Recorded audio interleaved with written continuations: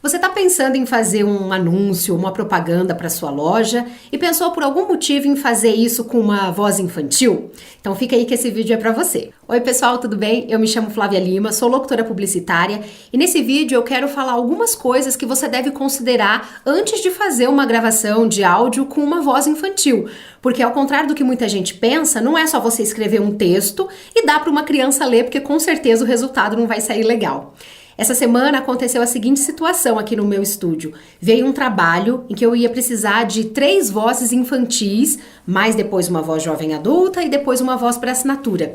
E num primeiro momento eu pensei que não ia dar para eu pegar esse trabalho porque eu não tenho aqui crianças para gravar comigo. Só que aí depois eu lembrei, né, que eu tinha os meus sobrinhos, uma menina de 4 anos e um menino de 9 anos, e aí eu falei: vou fazer um teste com eles para ver se dá certo antes de aceitar o trabalho. Eu fiz o teste, foi muito legal, aí nós fizemos o trabalho, o resultado ficou super bacana. Espera aí, fica até o final do vídeo que você vai conferir esse spot no final do vídeo. E aí eu trouxe o Gilmar pra gente conversar sobre isso, né? Porque muita gente pensa que é simples gravar com uma criança, mas nós que gravamos aqui no estúdio, podemos perceber que não é tão simples assim, né? Gravar com uma criança não é só você pegar o texto, entregar para ela e falar, ó, grava. Ou então, né, por mais que às vezes você pense assim, mas realmente a criança às vezes não sabe ler, mas é só você falar a frase e aí ela repete. Não é necessariamente assim, né? Não é tão simples assim, tem alguns pontos que você tem que observar, né?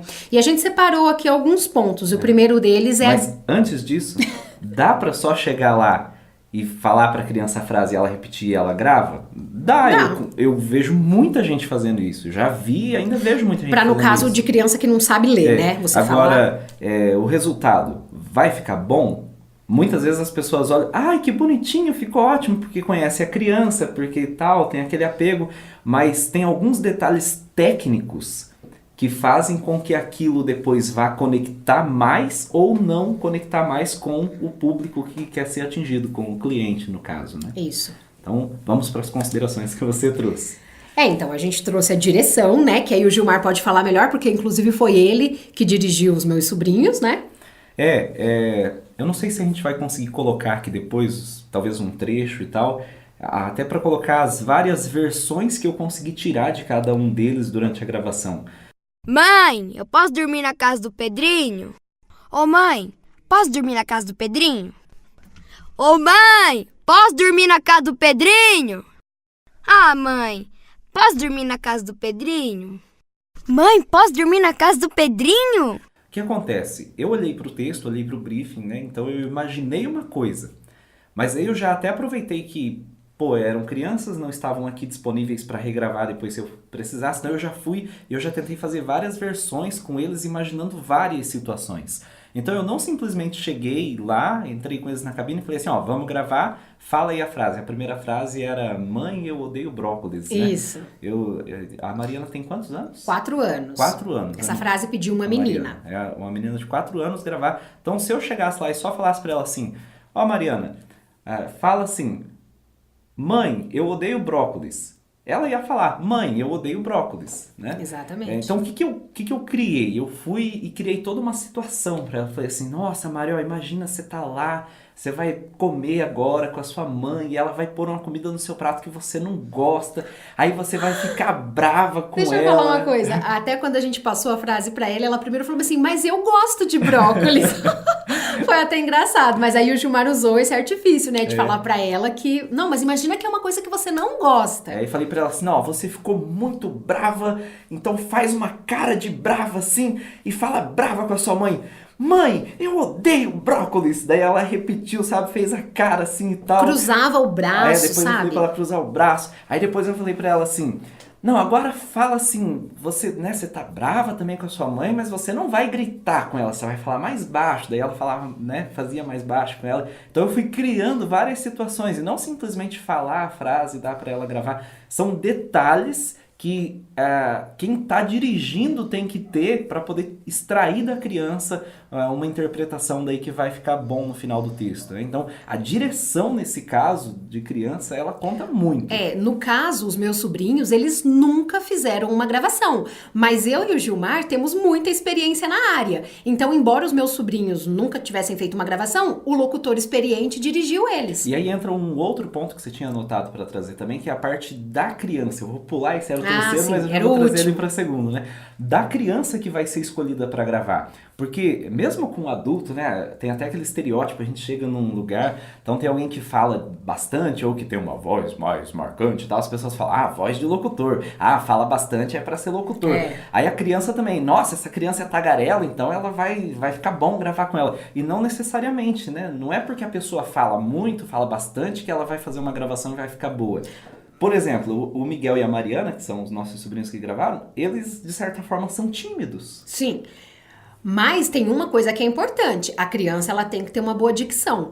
Nós temos um filho e ele tem 2 anos e meio. Para uma criança de 2 anos e meio, ele fala super bem, é super falante. Mas nunca que uma gravação ia ficar boa com ele, sabe? E a gente tem noção disso, né? Pra não passar isso para um cliente, né? Tipo, o meu filho fala, então eu vou gravar com ele. Poxa, mas seu filho tem uma boa dicção? Porque isso vai pro rádio, isso vai pra TV. As pessoas vão precisar entender o que ela tá falando. Às vezes você vai pegar uma criança que vai falar lá brócolis, ela vai falar tipo brócolis. Né? Não vai ficar legal, entendeu? Mesmo com edição depois. Então, embora os nossos sobrinhos sejam crianças tímidas, mas eles falam super bem, tem uma dicção super boa, e 2, eles estavam com uma pessoa conhecida, que no caso era o Gilmar, né? Então, eles se sentiram à vontade pra criar aquela situação. E aí, com a direção, né, que foi a maneira que eu conduzi a gravação e tal, levou isso. Agora, o outro ponto, né, que veio pra gente falar aqui no vídeo, que é outro detalhe a ser observado, é o texto.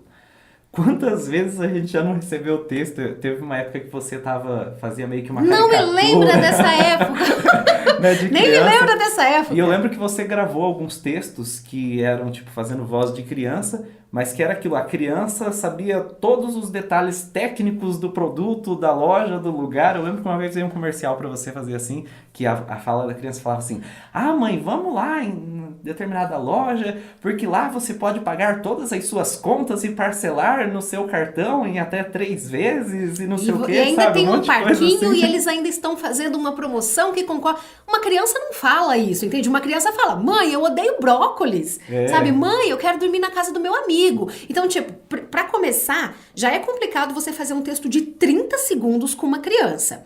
É mais bacana, assim, você usar frases, sabe? Algumas coisas muito específicas. Mas se por um acaso o seu texto tiver 30 segundos e o texto inteiro fosse gravado com uma criança, ele tem que ser falado numa linguagem infantil, pro trabalho ficar natural, ficar mais simples e poder conectar com o seu público-alvo. E como eu falei pra vocês no começo do vídeo, nós precisávamos de 3 crianças e eu só tinha 2. E aí foi a saga de tentar encontrar na internet a terceira criança, né? Foi bem difícil encontrar, porque geralmente, assim, você encontra criança, né? Filho de locutor, ou então locutor que imita a voz infantil, mas ia destoar totalmente, né? Se a gente pegasse uma voz caricata infantil. Justamente por causa da direção aqui nesse caso, né?